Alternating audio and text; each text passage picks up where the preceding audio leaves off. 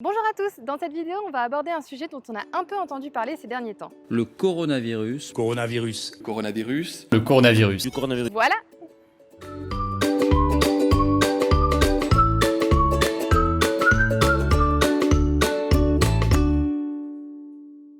Commençons par une précision importante. On a souvent entendu parler dans les médias du coronavirus, mais on aurait dû dire en réalité un coronavirus car il s'agit d'une famille de virus. Et du coup, ça va être l'occasion de faire un point rapide sur ce qu'est un virus. Pour la faire très simplement, les virus ce sont des petites structures composées d'une capsule qu'on appelle capside qui entoure un génome. Ce sont des parasites intracellulaires stricts, c'est-à-dire qu'ils ont besoin d'une cellule pour se répliquer. Parfois la capsule elle est entourée, parfois non. Parfois le génome il est sous forme d'ADN, parfois sous forme d'ARN. Ces différences avec d'autres, elles permettent de classer les virus dans différentes familles. La famille des coronavirus correspond à des virus à ARN enveloppés. Au sein de cette famille, il y a donc le SARS-CoV-2 qui est responsable de la maladie Covid-19. Mais dans la famille des coronavirus, il y a aussi plein d'autres virus et notamment des virus qui touchent le règne animal. On peut citer par exemple pour le chat le virus de la péritonite infectieuse féline, pour le chien le coronavirus du chien, pour les vaches le coronavirus bovin, pour les porcs, le virus de la gastroentérite transmissible porcine. Pour les volailles, le virus de la bronchite infectieuse aviaire. Donc vous voyez, des coronavirus, il y en a plein dans le monde animal et qui touchent des espèces très variées. Et ça, c'est notamment dû à leur génome ARN qui est très instable et mute donc très facilement. Donc il y a des coronavirus qui existent dans le règne animal et ça c'est connu depuis longtemps. Mais est-ce qu'il y a le SARS-CoV-2 chez les animaux? Eh bien oui, il y a des cas. L'un des premiers cas connus est un chien à Hong Kong, un spitz nain de 17 ans, dont le propriétaire avait été testé positif au SARS-CoV-2. Les chercheurs sont venus voir directement le chien à l'appartement de son propriétaire et lui ont fait des prélèvements oraux, nasaux et rectaux. Sur ces prélèvements, ils ont fait des tests PCR, des tests sérologiques et des cultures. L'animal ne présentait absolument aucun symptôme pouvant être lié au Covid-19. Mais il y a eu des résultats faiblement positifs aux tests PCR pour les prélèvements oraux et nasaux. Ceci a conduit à la mise en quarantaine du chien. Des tests ont été refaits durant sa quarantaine, 5 en tout sur 2 semaines, qui se sont tous révélés faiblement positifs au SARS-CoV-2. Comme le chien était en quarantaine durant ces 2 semaines et qu'il a eu plusieurs résultats successifs positifs au SARS-CoV-2, on peut dire que oui, les chiens peuvent être infectés par le SARS-CoV-2.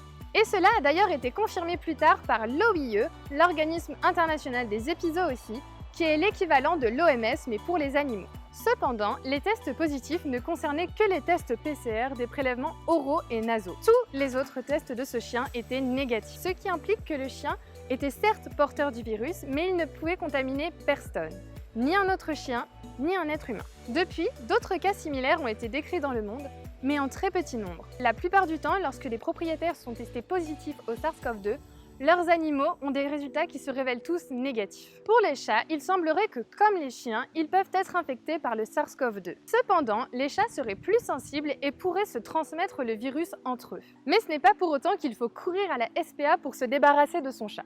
Déjà, parce que si votre chat est positif au SARS-CoV-2, c'est sûrement parce que vous-même lui avez transmis.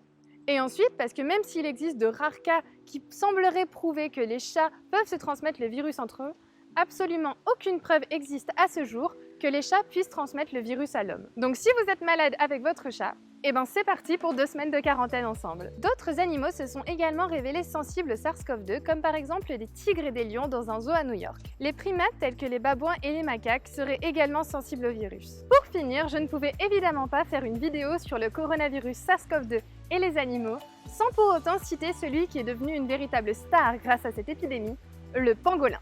Il a été trouvé chez des pangolins en Malaisie, un virus que l'on a appelé le pangolin cov et qui a 91% de similitude avec le SARS-CoV-2. Ce virus vient d'ailleurs très certainement d'une mutation d'un virus d'une chauve-souris. Cette grande similitude dans leur génome entre le SARS-CoV-2 et le pangolin cov prouve qu'il existe un lien entre les deux virus. Mais contrairement à ce qu'on a pu entendre dans les médias, les chercheurs ne sont pas tous convaincus du lien direct entre le pangolin cov et le SARS-CoV-2. En effet, il pourrait bien y avoir un animal intermédiaire entre le pangolin et l'homme ou un virus intermédiaire, si ce n'est les deux. Néanmoins, la grande similarité entre le pangolin CoV et le SARS-CoV-2 suggère que le pangolin peut être réservoir pour le virus. C'est-à-dire que le pangolin peut accueillir le SARS-CoV-2 et lui permettre de rester vivant. C'est un peu comme si le SARS-CoV-2 pouvait rentrer en hibernation dans un pangolin. Il va donc falloir aux autorités des pays comme la Malaisie où vit le pangolin s'occuper du trafic de celui-ci. Car oui, le pangolin est le mammifère le plus échangé au monde dans les marchés illégaux de faune sauvage. Et si ce marché noir n'est pas contrôlé à l'avenir, cela pourrait poser un véritable problème